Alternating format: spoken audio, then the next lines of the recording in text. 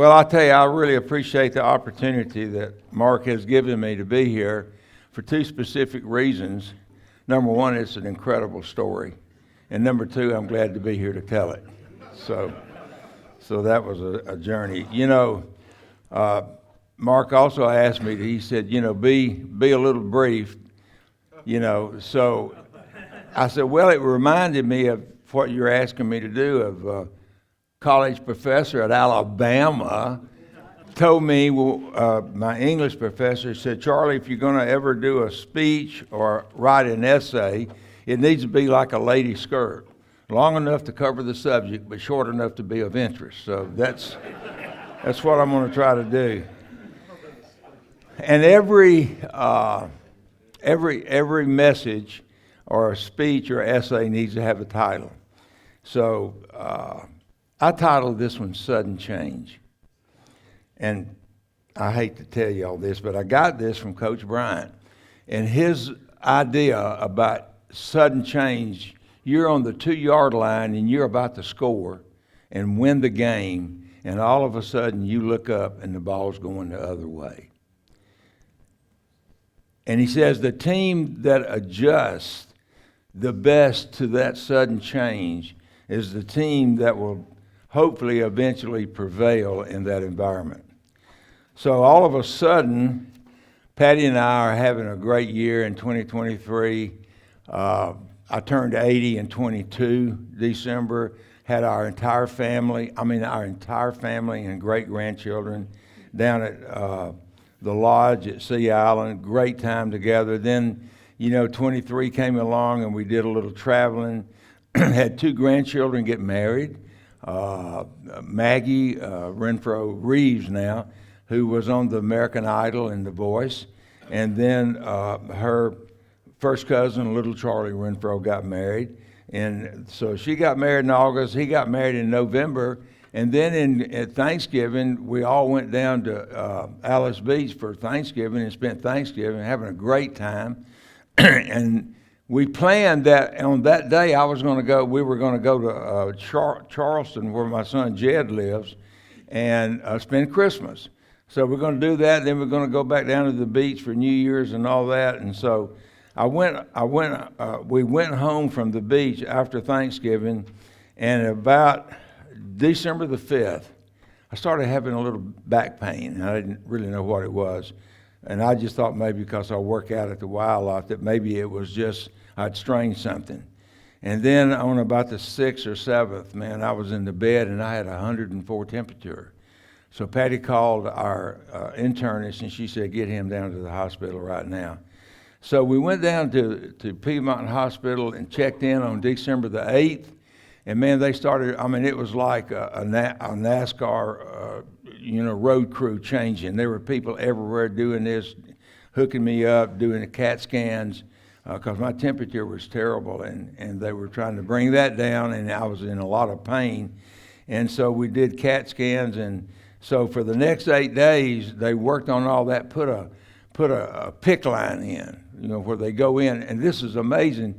This lady pulled this machine up here that was a GPS machine, and they put that PIC line all the way into my aortic artery through a GPS guidance system.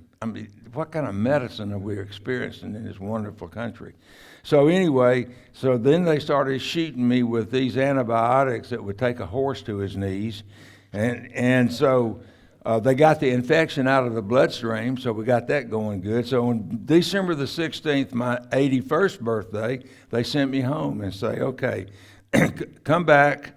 We're going to do one more CAT scan in about 10 days to see where we've gone with this infection that they had determined was on my aortic artery, which is the big boy. That goes down from here all the way, and it feeds off to all the kidneys, the lungs, everything. It feeds everything in our body. It's amazing when you look at all that.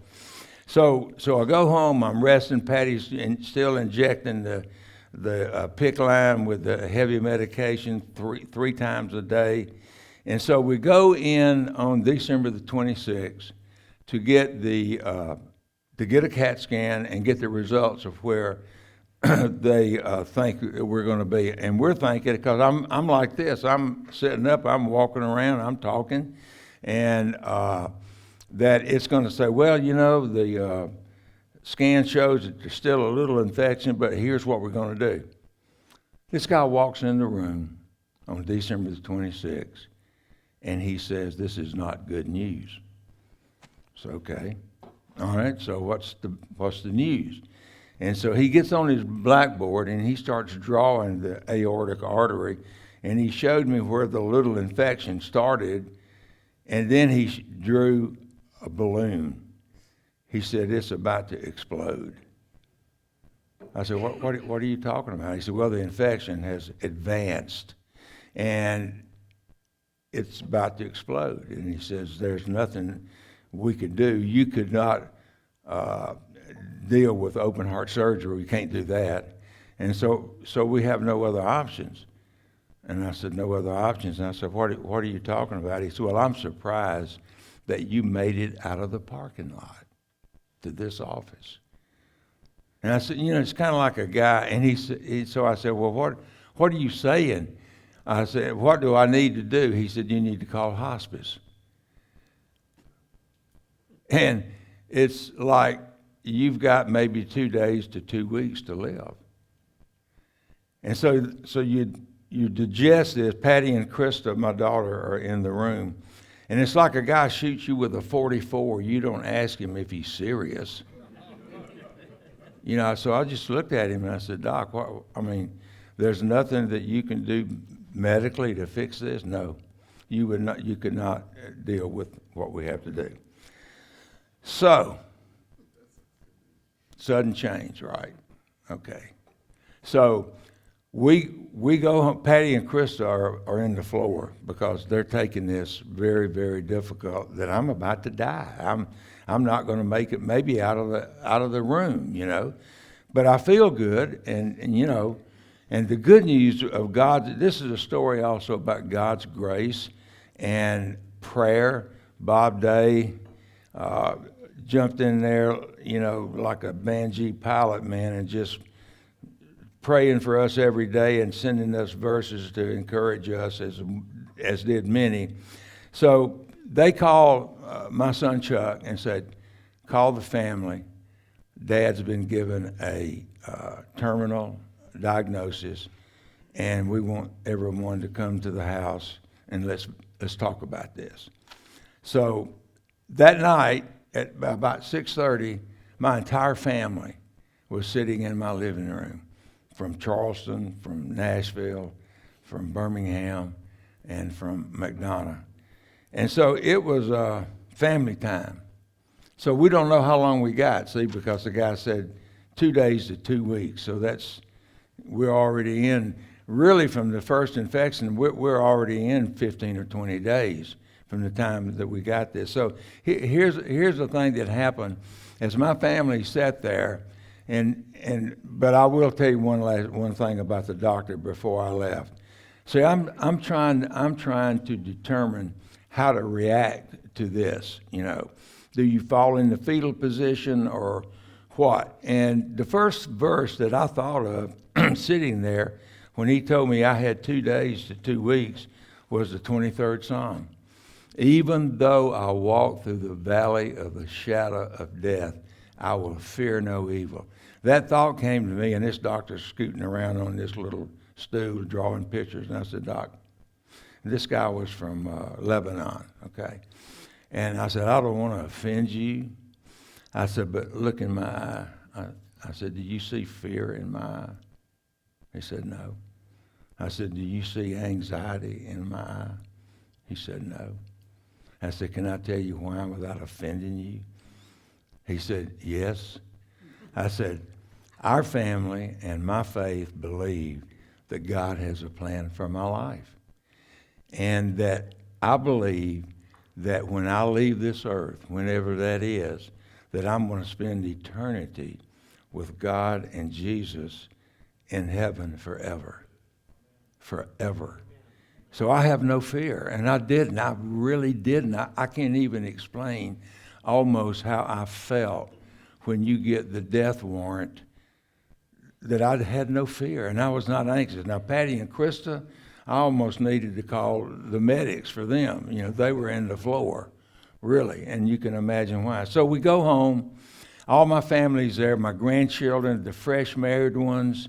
I've got 4 married grandchildren, one daughter, Emily, who I've talked to y'all about a lot over the years, came from Birmingham. She's got 3 children herself, which makes us a great grandparent. So Emily was just saying, we were talking about and sharing our faith, and I'm sitting there talking to them like I'm talking to you, but I'm supposed to be dying, you know, and they don't understand really why is this happening. Pop's sitting here talking to us with a firm faith and strong countenance. He's not in the fetal position. So Emily was saying, Pop, all the way over here from Birmingham, I'm just trying to think of the questions that I want to ask you before you leave this earth. And she said, I just asked Jay, her husband, Jay, help me think of some questions that we need to ask Pop. And she said, Pop, about Anniston, Alabama, it hit me. I know all the answers because you've been teaching this to me since I was 6 years old, about life, about our faith, about our family, about the importance of God in our life. And so it was a time of crying and laughing and praying and teaching. I saw my role in that family environment forever, how long God was going to let me live, to keep moving. And I told them, I said, Patty and I started this plan in our life 50 years ago about what we wanted our family to look like, and it's sitting in this room right now. The effort and the energy that we put into teaching and coaching our children and now their children and now Emily's children is in this room as a result of that teaching. And I said, let me tell you young married people one thing that's very important. When in our marriage vows, we said, part of it, in sickness and in health. I said, let me tell you about that, because generally that's just a line that just kind of gets skipped over and we go on to the next thing and let's go to the reception. I said, in sickness and in health, when you face one of these ordeals, and we hope you never have to, it will test the character of who you are. And I said, Patty has been an unbelievable, indefatigable Florence Nightingale. I gave her the Florence Nightingale Oscar Award for taking such incredible care of me when I was in such weak condition, couldn't hardly get out of the bed to go to the bathroom. I said, it will test your character. So when you come to some point to where you're going to see this sickness and in health really play out, remember that we talked about this. It's going to test who you are. So remember that. But that God has a plan. And so we sat there for 3 or 4 days, and I told him, I said, I believe there's going to be 2 trains. There's 2 trains on the way. And I believe this with all my heart. And here, and again, I mean, we're just sitting there talking in my living room like I'm talking to you guys right now, and with this death warrant hanging right here. And I said, I believe that because you think about a lot of things when you're sitting there drinking your coffee at 5:30 in the morning, and you think you're going to fall in the floor any minute. And I said, there's 2 trains coming. One's the glory train. God's got a train coming. He's going to take me home to be with our son, Chris, my parents, other friends that have gone on before us. So I win, okay? If I get on that train, I win, guys. I was telling all my grandchildren, they're sitting here. And I said, then there's the healing train. We're praying for the healing train because we prayed. Many men in this room have called me, Ken Thrasher, Jim Gray, everybody calling me, praying. Got me. My daughter-in-law, Donna Renfroe, was in Birmingham where Emily lives, and she was in a gift shop getting some flowers for some occasion, and the lady said, now, ma'am, what's the name that we want to put on this card? And she said, Donna Renfroe. There was a lady standing right there in line. She says, "Are you any kin to Charlie Renfroe?" It's like in Birmingham. She said, "Yes." She said, "We got him on the top prayer list of 5 Bible studies in Birmingham, Alabama." Guys, prayer works, okay? Just don't ever forget that. So what's the next step? Well, I'm an organized person. I mean, I believe in getting things. I called my lawyer, got him up here, changed some things in my will, made some things happen that I wanted to happen to help Patty, put Krista and Chuck in a more powerful position to help Patty. And then we called Andy Stanley, my buddy Andy, and my buddy Boyd Bailey. I said, "I want you to come out to the house while the kids are here, and we got to make some plans." So he did. Andy came out one morning, and our family's still sitting there. We're all there. It was like 11 or 12 o'clock. And we planned my funeral. We literally sat right there and said, "Okay, we're going to have it at one of the auditoriums at Buckhead, if that's okay. Maggie's going to do 3 songs. She's written one just for this deal, part of her eulogy that she had already written." So we sat there and we planned my funeral. And Andy said, "You know, Charlie," he said, "I've done a lot of funerals, but I've never planned it with the man or woman that the funeral was for in a coherent manner." And you see, here was God's grace. Now, guys, listen. God's grace, because see, we're waiting on the healing train, right? We've prayed, "God, if it be your will, heal this aortic artery that's going to kill me." And if you don't go in there and just touch it and just say heal. Well, that's one way of prayer, okay? That's one way that we ask God to do things. So here was the grace that I taught my grandchildren at this time. I said, for some reason, God has allowed me to be here and talk to y'all without me being back in the bedroom with a tube in me and you're trying to whisper in my ear. I'm sitting here, we're talking about what's going to happen in the next 10 days to 2 weeks potentially, and that's God's grace. I mean, He's allowed me to be here to share these final teaching moments with all of my family and my wonderful grandchildren. Many of y'all know who they are. So we did all that. So we said, okay.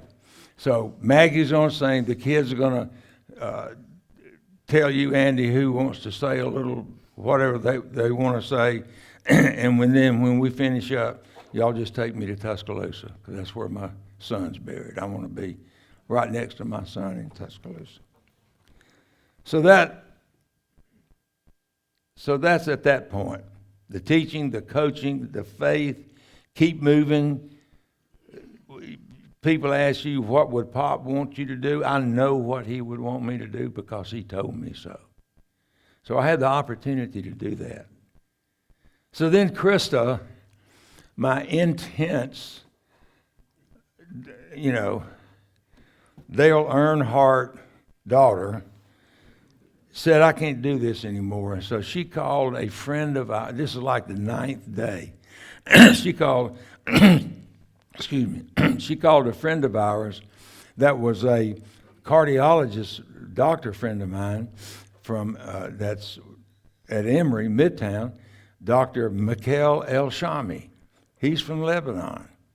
So she called Dr. El-Shami and said, "Doc," she said, "here, I've got the scans from this December the 26th. Is there any way that you think that y'all could look at something and let's get because we were never offered a second opinion option. We were never said, "Now, we can't do this. We don't think you'll do this. We don't think." I mean, that night, my cardiologist from Piedmont called me in my home. I put him on the speakerphone thinking he was going to tell me some good news. And my family's sitting there, and he said, "Charlie, I am so sorry. I've read the scans. I've studied them. I've talked to the vascular surgeons. That there's just nothing we can do for you. And I just hope you have another month to live with your family." Okay. So Krista, fast forward 9 days, she calls Dr. El-Shami. She sends him the CAT scan. He had a guy call me that night from Emory University, a Dr. Duwari. He's from Jordan. His number one partner, I couldn't even pronounce his name, Habashi maybe, he was from Egypt. So I'm telling everybody, I said, I got the three wise men from the East. I got the three. Something's going to happen. If something don't happen, something's going to happen. And I got the three wise men from the East and Bob Day praying every day like there's no tomorrow. So this guy calls me that night, maybe January the 6th or 7th, and he said, Mr. Renfroe, he said, I've looked at these scans. I want you in this hospital tomorrow at 4 o'clock. I think you are a candidate for what we do. I said, well, Doc, what do you do? What do you do? He said, well, for about 10 years, we've been working on and developing a procedure that we'll go in through your groins and we'll go up to those infected arteries, and we've got a new stent that we developed 10 years ago, vascularly, that we're going to insert in those arteries, and we believe, but I want to do one more CAT scan. That's why I want you to check in. So I want to do a CAT scan from the 8th of January, from the 26th, to see if anything's moved. Guys, again, here's God's grace, okay? So for those last 8 or 9 or 10 days, God allowed me to live. He allowed me to stay there until we found the healing train, okay? And so we checked in. Man, they hooked me up. They run blood tests. They put a CAT scan on me again. He walks into my room the next morning with Krista and my son Scott was there, and Patty. And he said, well, Mr. Renfroe, he says, like I said, we think you're a candidate for what we do. And the CAT scans miraculously have not moved. The infection has not moved since December the 26th. That was almost 2 weeks, almost. And I said, well, Dr. Duwari, that's God's grace. I don't want to offend you, but we believe that we're here because 40 years ago, God gave you the burning desire to develop what it is that you do, so that 40 years later, I show up in your room and you're telling me that I'm a candidate for this surgery, this procedure. He said, that doesn't offend me at all. He said, I appreciate you sharing it. I said, well, because our faith, our God tells us that we win either way, I don't want to leave this earth, but if I do, I'm going to be in heaven forever with my Son and my Savior. And I believe you're part of that. I believe you're part of that team that God prepared to send my way. So he said, okay, I've got you scheduled. This was Saturday morning. So he said, I got you scheduled for Tuesday. And Patty said, well, how come you can't do it this afternoon? How about in the morning, green eggs and ham, something, in the rain and, on a train? He said, well, I got clinics on Monday that I can't get out of, and he's going to make it till Tuesday. So Tuesday at 12 o'clock, we asked him right then, we said, and I'm about finished, Mark. So Tuesday, so when he told me that he was going to do the procedure on Tuesday, I asked him, I said, okay, my chances right now before you walk in the door were 0, right? He said, right. On a scale of 1 to 10, Doc, what do you think my chances will be if you do this procedure that's a 6-hour procedure? And I'm thinking he's going to say 30, 40%. We'll take it. Yeah. Oh, he just immediately said, 85%. What? 85%? We jumped up and screamed. We said, absolutely, we'll take 85% of anything. Anything. So he wheeled us into this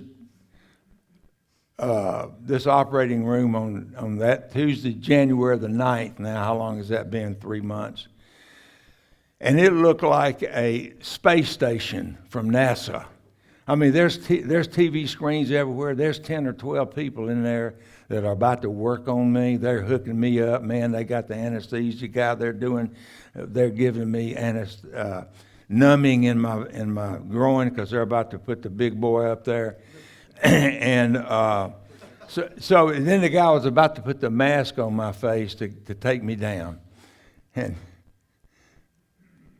I just said, "Holy guys, please, can I say something to all you people, all you wonderful people?" They said, "Yeah." I mean, literally, there's 10 or 12 people in there, from my toes to my head, doing stuff. I mean, literally, I mean, this is the most beautiful place I'd ever been, medically. I said, "I just want y'all to know that God's got a plan for my life. And your hands are the most prayed over hands in the United States this day. Because we got people all over the Southeast and everywhere else praying for y'all's hands. And I wanted y'all to know that we believe that God sent me to this very room for you very people and Dr. Duwari to save my life." And that's the healing train. So 6 hours later, they wheeled me into the ICU, because this was major, man. I mean, they put so much stuff in me that, they could have dropped me off a 30-story building and I wouldn't have known it. But I get into ICU, and we're thinking we're going to be there 2 or 3 days. The next afternoon, the next afternoon, they wheeled me back into my room. I was doing so well. I was recovering so well. And because for an old 81-year-old guy, I had taken care of myself. I was in good health prior to this event. So, it was just a miraculous miracle of the opportunity to share with the men and women that operated on me about my faith. They never saw fear in my eye, because I told them, I have no fear, guys. I mean, these doctors would walk in there and with stethoscopes hanging off of them, checking on me, and said, "How you doing, Mr. Renfroe?" I said, "Hey, I'm still here, and you're talking to me, and I love it. It's wonderful." So I had the opportunity to share my faith, not only with my family and my friends, but people that would come through the door just to work on me. So he told me on January, he said, 3 months from now, I want to schedule another CAT scan to see if we're okay, to see if those stents have stayed in place. Because it's not like a stent that you put if you have a blocked artery. Complete different. I've got 3 of those. I've had those for 20 years. But this is a different stent that they developed. And I asked him at the time, I said, "Doc, you've been doing this for 10 years. Do you do many of these a year?" He said, "I don't know about a year, but we do 2 or 3 every week." That's what's going on at Emory University, that kind of research, So here's the takeaway. He says, "You're going to come back in here on March the 25th, 3 months. I'm going to do another CAT scan, and if it is what I think it looks like, I'll see you in about 6 months. We'll do a follow-up in 6 months," which is kind of standard. Whew. So, boy, when we were looking forward to March the 25th, I'll tell you that. Everybody was. So we go in there, he takes the CAT scan, he walks into the office, and he says, "Mr. Renfroe," he says, "I can't tell you how good those scans look." He said, "In my experience," he says, "it's beautiful." And he said, "I don't want to see you in 6 months. I want to see you in a year." And I said, "Doc," I said, "again, you know that I believe that God sent you. You know that, right? You know that's what I believe, right? Right." I said, "Okay, you've done your thing on my body of what you know how to do. Can you move me from 85% to a little higher number?" He said, "Yeah." He said, I'm gonna tell you right now that if you don't get run over by a car, you'll be here when you're 90. I said, "I'll take that." Okay. 4 takeaways, and then I'm sitting down. So you got to know what did you learn? Boyd Bailey came by the house about 2 weeks after the stents and said, Charlie, what do you think y'all learned? I said, oh, are you kidding me? Number one, never doubt that God has a plan for your life. It may not be the plan that you think he ought to do, but he's preparing a plan for your life, and his grace is going to allow it to happen. And prayer is part of that, guys. I cannot pray without ceasing. Pray without ceasing on the subjects that are important. Number 2, rethink your priorities about what you think is important in your life and who do you think is important in your life. Please rethink what you think is important and start focusing on the things that you think are important that God wants you to know about. Number 3, be grateful and thankful every day for the life that you have sitting in this room, drinking coffee, listening to this incredible story. Number 4, always get a second opinion. All right, one verse that I wanted to share, and of the so many verses, so many. Psalm 40. I waited patiently for God to help me, and then he listened and heard my cry. He lifted me out of the pit of despair, out from the bog and the mire, and he set my feet on a hard, firm path, and he steadied me as I walked along. See, I related to that because I was so unsteady so many times during this. He has given me a new song to sing of praises to our God and his grace added. And now many will hear of the glorious things that he did for me and stand in awe before the Lord and put their trust in him. Thank you all so much.